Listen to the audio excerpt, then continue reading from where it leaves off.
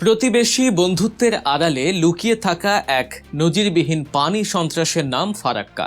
গত অর্ধ শতাব্দী ধরে এই ফারাক্কা বাঁধের মাধ্যমে ভারত বাংলাদেশের সাথে যে ভয়াবহ আগ্রাসন চালিয়ে আসছে তা বিশ্বের যে কোনো আন্তর্জাতিক নদী আইনের চরম লঙ্ঘন।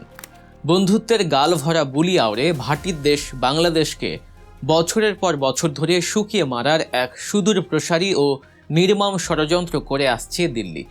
যখন তাদের অতিরিক্ত পানি থাকে তখন তারা গেট খুলে দিয়ে আমাদের বন্যায় ভাসায়, আর যখন আমাদের পানির সবচেয়ে বেশি দরকার তখন তারা স্বার্থপরের মতো গেট বন্ধ করে দিয়ে আমাদের শুকিয়ে মারে।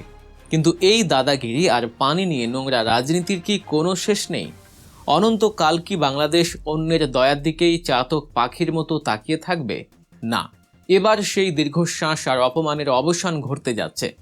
ভারতের এই পানি আগ্রাসনের গালে কোষে চর মারতে এবং দেশের বিস্তীর্ণ দক্ষিণ পশ্চিমাঞ্চলকে নিশ্চিত মৃত্যুর হাত থেকে বাঁচাতে এবার এক মাস্টার স্ট্রোক নিয়ে হাজির হয়েছেন তারেক রহমান।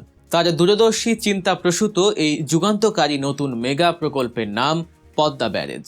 আজ আমরা চুলচেরা বিশ্লেষণ করব কিভাবে ভারতের ফারাক্কা বাঁধের অহংকার গুঁড়িয়ে দিয়ে তারেক রহমানের এই মেগা প্রজেক্ট বাংলাদেশের অর্থনীতি ও ভূ রাজনীতিতে এক নতুন ইতিহাস রচনা করতে যাচ্ছে। এই সমগ্র অঞ্চলকে ঘিরে আমরা পদ্মা ব্যারেজ নির্মাণ করতে চাই, যাতে করে ড্রাই সিজনে, শুকনা মৌসুমে এই এলাকার মানুষের পানির কষ্ট না থাকে।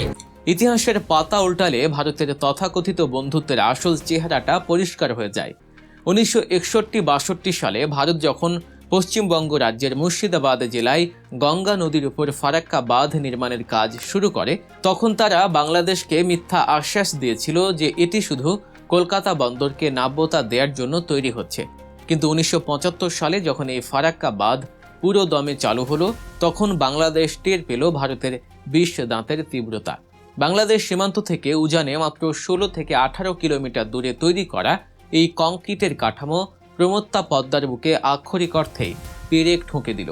যে পদ্মার প্রবল গর্জনে একসময় দুই কুল কাঁপত, ফারাক্কার তীব্র থাবায় সেই পদ্মা পরিণত হলো ধুধু বালু চরে। একসময় শুষ্ক মৌসুমেও যেখানে পদ্মায় পানির প্রবাহ থাকত প্রায় 70,000 কিউসেক, ফারাক্কার কারণে তা আশঙ্কাজনকভাবে কমে নেমে আসে মাত্র 20,000 কিউসেকে। এই বিপুল পরিমাণ পানির ঘাটতি শুধু পদ্মাকে শুকিয়ে মারেনি, পদ্মার সাথে যুক্ত থাকা আরও কয়েক ডজন শাখা নদীকে আক্ষরিক অর্থে হত্যা করেছে। দেশের দক্ষিণ পশ্চিমাঞ্চলের কৃষি, মৎস্য ও নৌ যোগাযোগ ব্যবস্থা ভারতের দয়ার উপর নির্ভরশীল হয়ে পড়ে। নদীর মিঠা পানির প্রবাহ কমে যাওয়ায় সমুদ্রের নোনা জল প্রবল বেগে উজানের দিকে ধেয়ে আসে, যার ফলে তিলে তিলে মরতে বসেছে আমাদের সুন্দরবন সহ বিস্তীর্ণ উপকূলীয় অঞ্চল। কিন্তু অনন্তকাল কাউকে দাবিয়ে রাখা যায় না। ভারতের এই পানি সন্ত্রাসের যোগ্য জবাব দিতে এবং দেশের মানচিত্র থেকে ফারাক্কার অভিশাপ মুছে ফেলতে এবার এক যুগান্তকারী মেগা প্রকল্প নিয়ে মাঠে নেমেছেন তারেক রহমান। এই প্রকল্পের চিন্তা রাতারাতি আকাশ থেকে পড়েনি। আজ থেকে 2 দশক আগে 2002 সালের দিকে তৎকালীন বিএনপি সরকার এই পদ্মা ব্যারেজ নির্মাণের একটি শক্তিশালী রূপরেখা তৈরি করেছিল। কিন্তু নানা ষড়যন্ত্র, রাজনৈতিক টানাপোড়েন এবং বিশেষ করে ভারতের অদৃশ্য চাপে সেই স্বপ্ন তখন ফাইলবন্দি হয়ে যায়। তবে এবার আর কোনো ছাড় নয়। দীর্ঘ পরীক্ষা নিরীক্ষা ও সম্ভাব্যতা যাচাই শেষে আধুনিক ও বিশ্বমানের নকশা প্রণয়ন করে তারেক রহমানের নির্বাচনী অঙ্গীকার হিসেবে আলোর মুখ দেখতে যাচ্ছে এই গেম চেঞ্জিং মেগা স্ট্রাকচার। কি থাকছে এই মাস্টার প্ল্যানে, যা ভারতের রাতের ঘুম হারাম করার জন্য যথেষ্ট? রাজবাড়ী জেলার পাংশা উপজেলায় পদ্মা নদীর উপর নির্মিত হবে এই সুবিশাল ব্যারেজ। এর মূল দৈর্ঘ্য হবে 2.1 কিলোমিটার।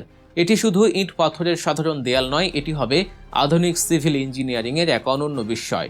নদীর স্বাভাবিক বাস্তুতন্ত্র যাতে ক্ষতিগ্রস্ত না হয় সেদিকে সর্বোচ্চ অগ্রাধিকার দেওয়া হয়েছে।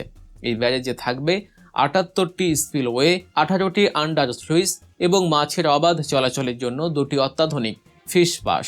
সবচেয়ে চমকপ্রদ ব্যাপার হলো এই ব্যারেজের পানি ধরে রাখার অবিশ্বাস্য ক্ষমতা।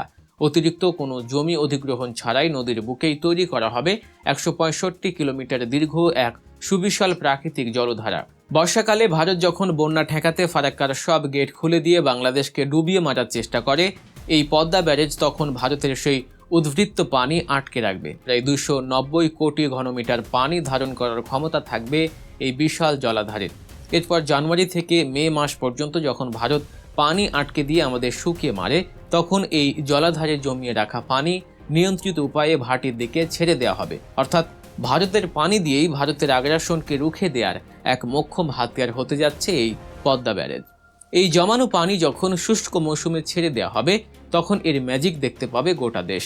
ভারতের কারণে এতকাল মৃত প্রায় থাকা হিসনা, মাথাভাঙা, গড়াই, মধুমতি, চন্দনা, বারাশিয়া কিংবা বড়াল ও ইছামতির মতো নদীগুলো জাদুর মতো যৌবন ফিরে পাবে। এই পানির উপর ভিত্তি করে দেশের গুরুত্বপূর্ণ জিকে সেচ প্রকল্প, গড়াই পাম্প হাউস এবং রূপপুর পারমাণবিক বিদ্যুৎ কেন্দ্রের মতো জাতীয় স্থাপনাগুলো শুষ্ক মৌসুমেও নিশ্চিন্তে চলবে। ভৌগোলিক হিসাব বলছে বাংলাদেশের মোট আয়তনের প্রায় 37% এলাকা সরাসরি এই ব্যারেজের সুফল পাবে। বৃহত্তর কুষ্টিয়া, ফরিদপুর, যশোর, খুলনা, বরিশাল, পাবনা এবং রাজশাহী অঞ্চল মিলিয়ে মোট 4টি বিভাগের 26টি জেলার 163টি উপজেলা এর আওতায় আসবে। তবে প্রথম পর্যায়ে সরাসরি উপকৃত হবে 19টি জেলার 120টি উপজেলার মানুষ। প্রায় 28,80,000 হেক্টর আবাদি জমিতে সারা বছর সেচের পানির কোনো হাহাকার থাকবে না। অর্থনীতিবিদদের হিসাব অনুযায়ী এই একটি ব্যারেজ নির্মাণের ফলে দেশে প্রতি বছর ধানের উৎপাদন বাড়বে প্রায় 24 লাখ টন। উন্মুক্ত জলাশয়ে মাছের উৎপাদন বাড়বে অতিরিক্ত 2,34,000 টন। সব মিলিয়ে দেশের জিডিপিতে সরাসরি 0.45% প্রবৃদ্ধি যোগ করবে এই পদ্মা ব্যারেজ। আর মিঠা পানির প্রবাহ বেড়ে যাওয়ায় সাতক্ষীরা, খুলনা ও বাগেরহাটের দিকে নোনা পানির আগ্রাসন পুরোপুরি বন্ধ হয়ে যাবে, যা চিরতরে বাঁচিয়ে দিতে পারে আমাদের সুন্দরবনকে। পদ্মা ব্যারেজ হতে যাচ্ছে একটি বহুমুখী মেগা স্ট্রাকচার। ব্যারেজের উপরে ডেক ব্যবহৃত হবে সড়ক যোগাযোগ ব্যবস্থা হিসেবে। এর ভেতর দিয়ে যাবে উচ্চ ক্ষমতা সম্পন্ন বিদ্যুৎ সঞ্চালন লাইন ও গ্যাস পাইপ লাইন। পানির স্রোতকে কাজে লাগিয়ে 2টি জলবিদ্যুৎ কেন্দ্র নির্মাণ করা হবে, যা থেকে সম্পূর্ণ পরিবেশ বান্ধব 113 মেগাওয়াট বিদ্যুৎ জাতীয় গ্রিডে যুক্ত হবে। ভবিষ্যতে নদীর 2 তীরে সৌর বিদ্যুতের প্যানেল বসিয়ে আরও গ্রিন এনার্জি উৎপাদনের পরিকল্পনা রয়েছে। ভূমি উন্নয়ন কার্যক্রমের মাধ্যমে নদীর পাড়ে গড়ে উঠবে 7টি আধুনিক স্যাটেলাইট শহর এবং প্রায় 1.5 লাখ পরিবারের জন্য নাগরিক সুবিধা সংবলিত গ্রামীণ টাউনশিপ। প্রকল্প নির্মাণকালে প্রায় 47,000 এবং দীর্ঘমেয়াদে প্রত্যক্ষ ও পরোক্ষভাবে প্রায় 9,27,000 মানুষের স্থায়ী কর্মসংস্থান হবে। এই বিশাল কর্মযজ্ঞের খরচ কত? 2026 সাল থেকে 2033 সালের মধ্যে এই মেগা প্রজেক্টের শতভাগ বাস্তবায়নের টার্গেট নেওয়া হয়েছে। প্রথম পর্যায়ে খরচ ধরা হয়েছে 33,474 কোটি 45 লাখ টাকা। আর পুরো প্রকল্প শেষ করতে মোট প্রাক্কলিত ব্যয় হতে পারে 50,443 কোটি টাকা। সম্পূর্ণ সরকারি অর্থায়নে এই ব্যয় মেটানোর পরিকল্পনা রয়েছে। বিশ্ব অর্থনৈতিক চাপের এই সময়ে এত বড় অঙ্কের অর্থ ব্যয় নিয়ে সংশয় থাকলেও এটি বাংলাদেশের পানি, খাদ্য নিরাপত্তা এবং ভারতের আধিপত্যবাদের বিরুদ্ধে ভূ রাজনৈতিক অস্তিত্ব রক্ষার দীর্ঘমেয়াদী কৌশলগত হাতিয়ার। যে 50,000 কোটি টাকা খরচ হবে তা খুব দ্রুতই উঠে আসবে, কারণ নানা সুবিধা মিলিয়ে এই প্রকল্প থেকে প্রতি বছর দেশ ফেরত পাবে প্রায় 8,000 কোটি টাকা। ভারতের রক্তচক্ষু উপেক্ষা করে তারেক রহমানের এই পদ্মা ব্যারেজ এখন কোটি মানুষের ভাগ্য বদলানোর এবং ফারাক্কার অভিশাপ থেকে বাংলাদেশকে মুক্ত করার এক অদম্য প্রত্যয়। ভারতের পানি সন্ত্রাসের বিরুদ্ধে তারেক রহমানের এই যুগান্তকারী মাস্টার প্ল্যান নিয়ে আপনার মতামত কি? এটি কি সত্যিই ফারাক্কার মোক্ষম জবাব হতে পারবে? কমেন্ট করে জানাবেন। এমন আরও গুরুত্বপূর্ণ, টানটান, উত্তেজনাপূর্ণ ও বিশ্লেষণধর্মী ভিডিও পেতে সাবস্ক্রাইব করুন গল্প নিউজ। ভালো থাকবেন, সচেতন থাকবেন আর গল্প নিউজের সাথেই থাকবেন। আল্লাহ হাফেজ।